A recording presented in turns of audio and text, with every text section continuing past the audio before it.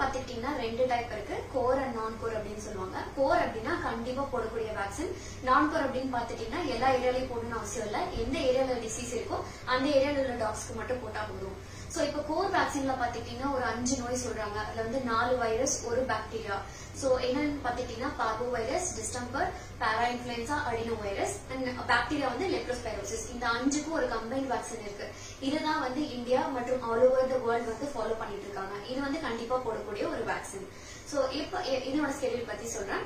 எப்ப போடலாம் அப்படின்னா, குட்டி பிறந்து 45 நாள்ல வந்து இந்த வேக்சின் போட ஸ்டார்ட் பண்ணலாம். அதாவது 6 வீக்ஸ் அப்படின்னு சொல்றாங்க.